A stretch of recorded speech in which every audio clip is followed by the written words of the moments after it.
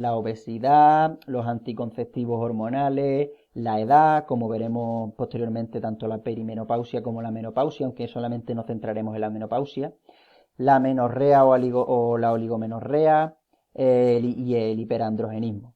También puede ser derivado del síndrome del ovario poliquístico, que igualmente también da para mucho temario, pero simplemente os quiero dejar muchas ideas claras y no profundizar en ninguna porque ya digo que no nos da tiempo.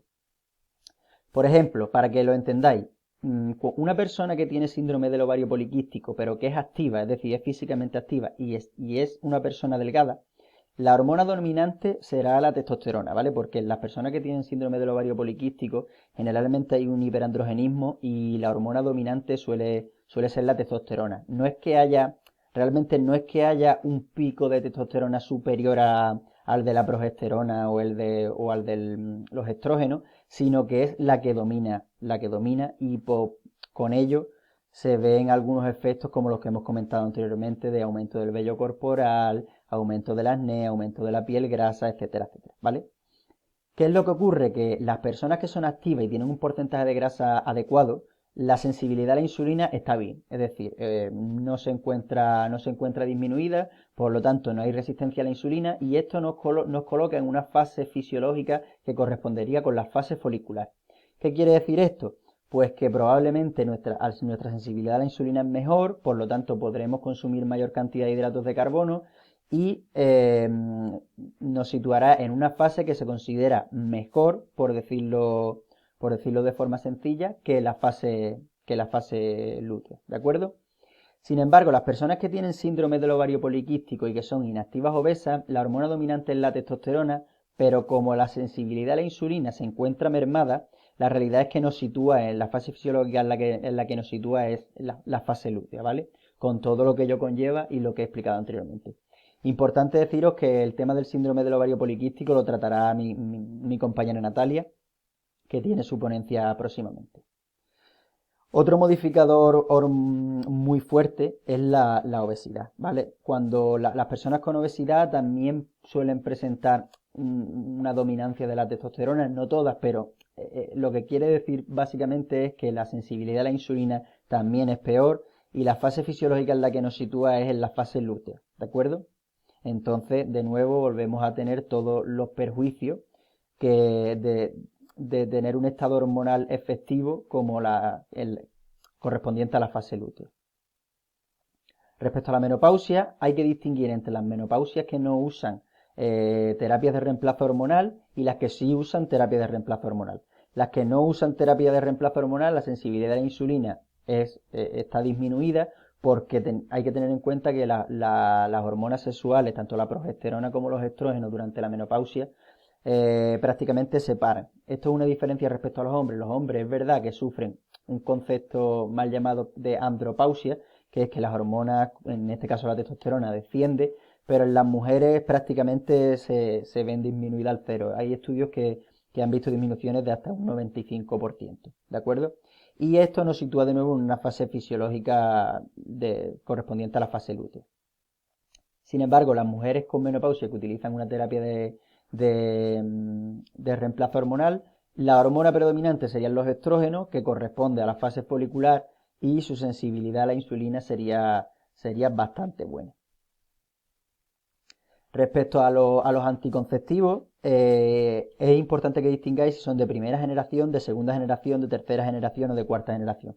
El tema de los anticonceptivos es extensísimo, es muy amplio porque hay muchísimas combinaciones, hay muchísimas dosis, hay muchísimos anticonceptivos de diferentes generaciones, como he comentado anteriormente.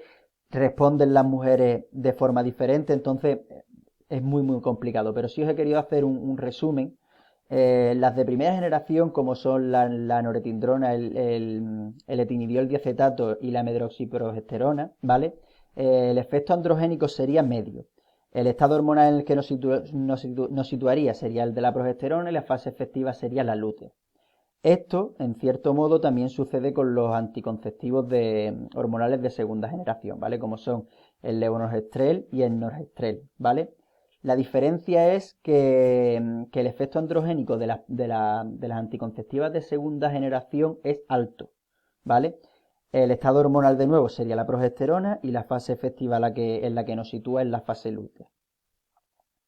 Los de tercera generación, que sería el desogestrel, el norgestimato y el gestodeno, los efectos androgénicos aquí son bastante bajitos. El estado hormonal ya en el que nos sitúa es en el de los estrógenos y la fase efectiva sería la folicular, ¿vale? Recordad, esto lo volveré a recordar al final, ¿vale? La fase folicular, la sensibilidad a la insulina es mejor, se pueden comer más hidratos de carbono y nos sitúa, la hormona predominante sería el estrógeno.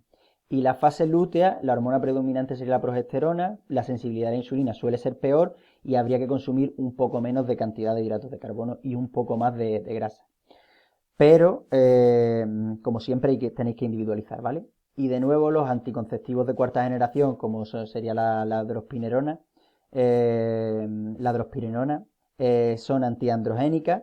La fase en la que nos sitúan es la fase folicular y el estado hormonal en el que se establecen serían los estrógenos, ¿vale? Nos situarían en un estado hormonal de estrógeno y la fase efectiva sería la fase folicular. Os he puesto este caso práctico de una mujer con síndrome del ovario poliquístico, que es una clienta mía, ¿vale? Tenéis que tener en cuenta que esta mujer consumía unas 2100 calorías al día, y como tiene síndrome del ovario poliquístico y ya de por sí es cierto que aunque te sitúe en una fase folicular, siempre es interesante, y hay bastantes estudios que sitúan las dietas bajas en hidratos de carbono, las dietas low carb, como interesantes en el síndrome del ovario poliquístico, ¿vale? Pues yo he descendido ligeramente la tasa de hidratos de carbono correspondiente, ¿vale?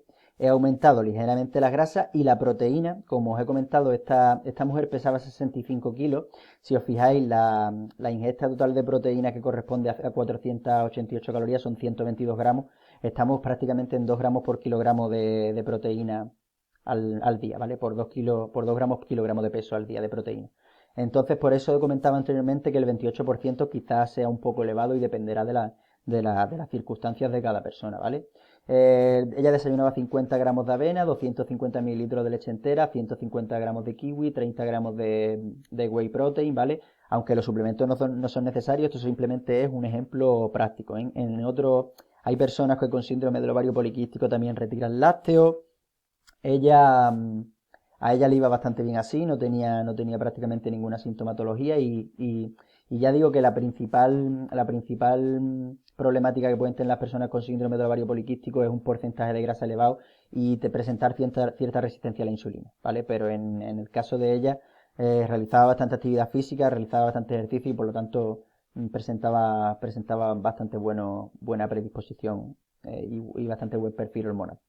La alimentación de la comida eran un ejemplo de un día, eran 200 gramos de brócoli, 300 gramos de patata, 150 de salmón, 20 mililitros de aceite de oliva, y para cenar pues una ensalada con rúcula, tomate, mozzarella, aceituna y de segundo un par de huevos con aceite de oliva, y de postre antes de dormir 150 gramos de queso fresco batido con 120 gramos de arándanos, ¿vale? En total hace 2086 calorías, 680 calorías en forma de hidrato de carbono, 918 en forma de grasa, y la proteína pues fijada a un 23,5%, ¿vale? En caso de quererla ajustar a la fase folicular, pues se podría incrementar la cantidad de hidratos de carbono y se podría disminuir el porcentaje graso. ¿Cómo? Pues sencillo, por ejemplo, aumentar la cantidad de patata y sustituir el salmón por otro tipo de pescado que sea menos graso, por ejemplo una merluza, un lenguado, etcétera, etcétera.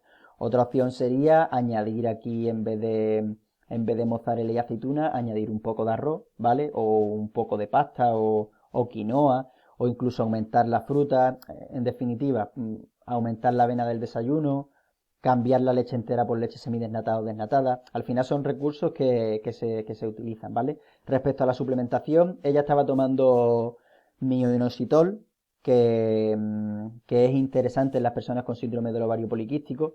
Si bien hay algunos estudios que hablan de 200 miligramos hasta 4 gramos, ella estaba situada en 2 gramos, ¿vale? Al día. Y aparte tomaba vitamina D y omega 3. Simplemente porque no le gustaban mucho los pescados azules y consumía pescado una vez por semana, ¿vale? Que pueden ser interesantes. Pero ya digo que en síndrome del ovario poliquístico hay que diseñar un plan bastante especializado. Y este es el reparto de macronutrientes, aunque viene aquí abajo especificado. En resumen, y quiero que esto lo entendáis, aquí os he hecho una tabla con el predominio hormonal, todos los modificadores hormonales que existen, ¿vale? Un ciclo normal pues tendrá, o el predominio hormonal serán 2 semanas de estrógeno y 2 semanas de progesterona. ¿Y cuándo debo ajustar la dieta? Es decir, las personas que tienen un ciclo menstrual normal, pues no necesitan ajustar la dieta ni en fase folicular ni en fase lútea, ¿vale? Las personas que tienen síndrome del ovario poliquístico con un porcentaje de grasas bajo, podrían ajustar la dieta, tendrían que ajustar la dieta en la fase lútea, ¿vale? Por ejemplo, las personas con un alto porcentaje de grasa inactiva y las personas que presentan obesidad suelen tener la predominancia hormonal de testosterona, como hemos comentado anteriormente, y tendríamos que modificar la fase folicular. ¿Por qué? Porque al tener resistencia a la insulina o una sensibilidad a la insulina peor, pues lo que nos daría es que deberíamos bajar un poco las cantidades en la ingesta de hidratos de carbono, ¿vale? Las anticonceptivas de primera y segunda generación simplemente habría que modificar la dieta de la fase folicular. En las anticonceptivas de tercera y cuarta generación habría que modificar la dieta en la fase lútea. La perimenopausia tardía, que es el final de la dieta, ¿vale? La perimenopausia tardía es, la perimenopausia puede durar desde meses hasta años, ¿vale? Que es el proceso de la menopausia en sí. Y está la temprana, que es al inicio, y la tardía pues al final, ¿vale? La obesidad, la obesidad simplemente tendríamos que modificar, como he comentado anteriormente, la fase folicular. La menopausia sin terapia de reemplazo hormonal, pues habría que modificar de nuevo la fase folicular. Realmente la dieta de la fase lútea no habría que modificarla porque el marcador más importante y que hay que modificar de forma más pronta es la resistencia a la insulina. Personas con resistencia a la insulina se les disminuyen los hidratos de carbono, ¿vale? Y ya está, al final este es simplemente un cuadro resumen que me ha parecido muy interesante para que podáis ajustar la dieta dependiendo de las características de vuestro individuo. Y de estos temas, como he comentado antes, da para un curso. Y entonces, pues hemos sacado un curso con mis compañeros de ese movimiento, ¿vale? Que me encargaré de impartir, que el precio original es de 40 euros, pero solamente durante la Woman Week estará a 24,99, ¿vale? A 25. Os voy a dejar por aquí el índice que tratará sobre la fisiología del ciclo menstrual, tanto la introducción como el ciclo menstrual normal como los modificadores hormonales. Fijaros que esto prácticamente ha sido la ponencia de hoy, pero muchísimo más extenso, ¿vale? La duración va a ser de 4 horas y se abordarán muchos más temas. Los requerimientos energéticos, tanto el balance energético como las adaptaciones metabólicas que se producen, es decir, cuando se produce una pérdida de peso, también hay una serie de adaptaciones que provocan una disminución del gasto energético en reposo, una disminución del gasto energético durante el ejercicio, mayor hambre, y ante esto se pueden realizar una serie de adaptaciones también a nivel nutricional que pueden ser interesantes. Cómo repartir los macronutrientes, aunque ya os he explicado ligeramente cómo propone McDonald's el reparto de macronutrientes, pues se elaborarán muchísimos casos prácticos, se elaborarán para diferentes tipos de atletas, para ciclistas, para atletas de élite, etcétera, etcétera, ¿vale? La composición corporal, tanto pérdida de grasa como aumento de masa muscular. Y este es el grueso fuerte porque hablaremos de situaciones especiales o patologías como síndrome del ovario poliquístico, hiperandrogenismo, endometriosis, la triada del atleta que hablará Marco Rueda, que por eso no me he querido meter, amenorrea, que va ligada a la triada del atleta en cierto modo, y el uso de anticonceptivos hormonales y cómo ajustar la dieta a cualquiera de estas situaciones, ¿vale? Como os he comentado, mi idea ha sido daros unas pinceladas de forma muy sencilla, pero en el curso entraremos más a fondo y hablaremos bastante más de fisiología y abordaremos bastantes casos prácticos. Y la suplementación, tanto de hierro como de calcio, como de inositol, si funciona mejor el mioinositol, las dosis exactas y cuándo se pueden consumir. El dechiroinositol también es otra forma de inositol, la vitamina D, cuándo, cómo y por qué. Cuándo se pueden utilizar los probióticos, el omega 3, el zinc, magnesio, proteína, melatonina, etcétera, etcétera, ¿vale? Ya os digo que si estáis interesados a lo largo de las diferentes ponencias de la Woman Week, os enviaremos el enlace. Muchas gracias y cualquier duda no dudéis en